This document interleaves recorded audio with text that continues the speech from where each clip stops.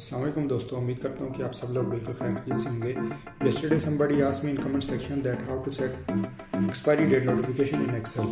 कल मुझे किसी ने कमेंट्स बॉक्स में ये क्वेश्चन किया हुआ था कि एक्सेल में एक्सपायरी डेट नोटिफिकेशन कैसे सेट किया जाता है एक फार्मूला के तहत। तो उसके लिए एक सिंपल सा तरीका है। चलते हैं वीडियो की तरफ। मेरी वीडियो को आखिर तक देखिएगा। अगर आपको पसंद आए और ऐसी मज़ीद इन्फॉर्मेटिव वीडियो देखने के लिए मेरी वीडियो को लाइक और फॉलो करना मत भूलिए।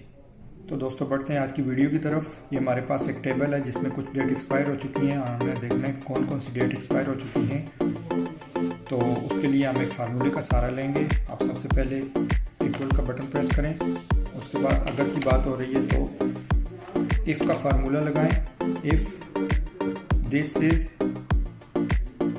Less than or equal to today, then bracket start and close करें। उसके बाद कामा लगाएं। उसके बाद डबल कोटेड, फिर एक्सपायर लिखें और डबल कोटेड क्लोज करें, कामा क्लोज करें, अगेन डबल कोटेड क्लोज करें और ब्रैकेट क्लोज कर दें और एंटर का बटन प्रेस करें। देखें अभी आप इसको ड्रैग करें, इसमें जो जो एक्सपायर डेट है वो ऑटोमेटिकली एक्सपायर लिखा हुआ आ जाएगा।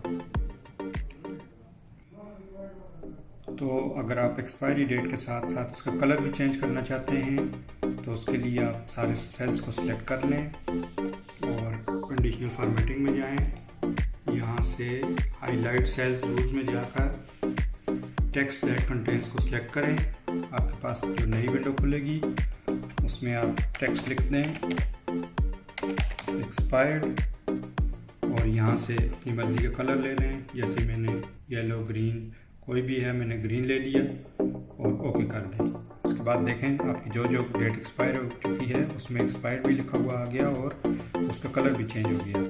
अभी देखें ये डेट 2025 को एक्सपायर हो रही है। तो अगर यहाँ पे 2022 कर दिया जाए जो डेट ऑलरेडी एक्सपायर हो चुकी है तो इसके साथ टेक्स्ट भी लिखा हुआ आएगा और इसका कलर ऑटोमेटिकली चेंज हो जाएगा। इसी तरह ये ऑलरेडी एक्सपायर हो चुकी है 2022 और इसको अगर हम 2024 दे दें जो अभी एक्सपायर नहीं हुई है तो देखें एक्सपायर भी चला जाएगा और उसका कलर भी चला जाएगा।